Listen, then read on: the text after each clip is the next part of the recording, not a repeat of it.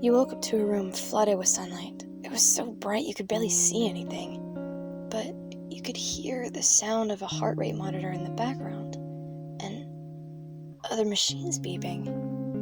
Were you in a hospital? You turned your head slightly to see where the sound was coming from, and you saw a pair of red eyes. Not menacingly of any kind, but sweet, gentle, childlike even. You blinked a few times, and as you did, a face formed around the eyes. It was of a little girl. The little girl had beautiful, grayish, white hair and a little teeny tiny horn on the top of her forehead. Her eyes were the most striking part of her, though. When she saw that you were looking at her, she grinned and waved at you. "Hi," she said quietly. Hearing the little girl's voice, someone turned and ushered her out of the room. Following the sound of the person, you realized it was a nurse. "Who was that?" you croak. "Her name is none of your business," the nurse sneers, not meeting your eyes. You sigh. You expected this kind of reaction from people when they didn't really expect a villain in their hospital. But that didn't really matter right now. You started to sit up, but a sharp pain in your side stopped you. "Ah, don't even try and move," the nurse says, finally turning around to meet your gaze. "Not only are you strapped down, but your wounds haven't healed yet," she said with a mock smirk. You looked down at your arms to see that, yes, you were in fact strapped down. The leather straps dug into your wrists as you tried to shift positions. "Oh, and don't worry about the mask either, sweetie. Everybody knows who you are." You stop, absorbing what she said. She was right. There isn't really a point for the mask. But what about... Oh, and your boyfriend? Shoto Todoroki? He's heard that you're still alive. And he refuses to come see you, she said coldly. "He what?" you asked, baffled. "Are you deaf or something? I said he refuses to see you, and I personally don't blame him." She scoffed. You lay back, trying to make sense of what she said, and it hit you. He knows you're alive. He knows, and he doesn't want to see you. Your vision blurs with tears as you stare into your lap. "He hates me, doesn't he?" you ask in a quivering voice. Silence. You looked up to find the room empty. Then a wave of emotion washes over you. You bury your head in your hands and choke back a sob. He was gone, and he didn't forgive you. But how could you blame him? After all you'd done. But as you sat and cried, you wondered, where on earth was he now? Shoto sat on the couch in Momo's apartment, watching the news. It had been about 3 weeks since you had died, and he was watching for anything pertaining to your criminal case. Unbeknownst to you, you had been charged with disturbing the peace, and the officials working on your case were discussing whether or not you deserved jail time. Shoto listened intently as the reporter described the case in as much detail as she could.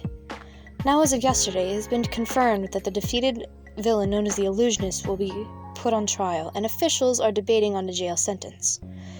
Shoto smiled and chuckled slightly, then got up and headed to the kitchen. From the other room, the reporter continued. In other news, it has been also confirmed by hospital staff that the villain, the Illusionist, has regained consciousness after their 3-week-long coma. The cup Shoto was holding slipped from his hand and shattered on the floor. "Shoto, you better not have broken another one of my glasses," Momo called from another room. After a moment, she walked into the kitchen to find Shoto in the living room standing and staring at the TV. "What's wrong?" she asked. He turned to stare at her. Her expression changed into concern. "What's going on? Are you okay?" His face was as white as paper. "They're awake," he breathed. Momo's eyes widened. "But I thought the hospital said they weren't going to wake up," she said frantically. The two of them debated on what to do as the reporter continued. "And this just in, the Illusionist has just spoken to the police and has requested that the pro-hero Shoto Todoroki be contacted and asked to visit with them. We will keep everyone posted on the latest developments." As the speaker concluded, Shoto turned and stared at the TV. You wanted him to see you? After all that you'd done? He sat down on the couch, completely in shock, and contemplating on what to do, an idea came to him. That's it! He knew just what to do to make you ever regret crossing him. About 2 months later, you were sitting in a cold courtroom, uncomfortably shifting in your seat, staring down at your lap. You didn't want to look at anyone. That, however, didn't stop anyone from keeping their eyes fixed on you. You could feel their judgment and disdain burning holes in the back of your head, but they had nothing on the look that Shoto was giving you. It nearly drove you crazy knowing that he was sitting there shooting daggers at you. He looked as though he might hurt you, but that wasn't the worst of it. Oh no, not even at the fact that every time he looked at you, he looked so utterly disgusted, like he'd just seen an animal die. No. The worst thing was Momo. She sat there, right next to him in the audience, and held his hand as the judge was sworn in on the witness stand. Seeing how he'd already moved on was killing you. It stung so bad. Almost as bad as the scars from the multiple stab wounds that littered your entire body. But you know you deserved a punishment. You had hurt him. You had broken the law. And it seemed fair to pay for hurting him. But you had to wonder, what did he want from this trial? To condemn you? To make sure you served a life sentence? Or was it simply to prove that he hated you? You had only to wait and see. You sat half listening as the judge began the trial, staring off into space when your Laurel nudged you and told you to pay attention. You glared at him and then glanced back over at Shoto, who had Momo sitting so close that it looked like she was snuggling him. Upon seeing it, it made your blood boil, but you knew you had to keep your cool or else you'd get in major trouble. So, you gritted your teeth and stared straight ahead, burying the steaming anger that was rising in your chest. As the trial went on, lots of people you didn't recognize got up on the stand and were testifying against you. But, in all, they were just witnesses to your whole clone stunt. But every single person was constantly giving you side glances that made you want to disappear. You started zoning out just to mentally get away from what they were saying, and you were so zoned out that you flinched when the judge called you to the stand. They had you swear that you weren't going to lie, and you sat down, and almost immediately the prosecutor began asking you questions. Is it true that you not only kidnapped Mr. Todoroki, but you also held him against his will? She asked. Yes, you say, not meeting her eyes. Alright, now tell me this. When you kidnapped Mr. Todoroki and forced him to choose between a clone of yourself and Miss Yaoyorozo, did you ever think, hey, this isn't right? What am I doing? You shook your head, and in a small voice you said, no. What do you have to say for yourself? She asked.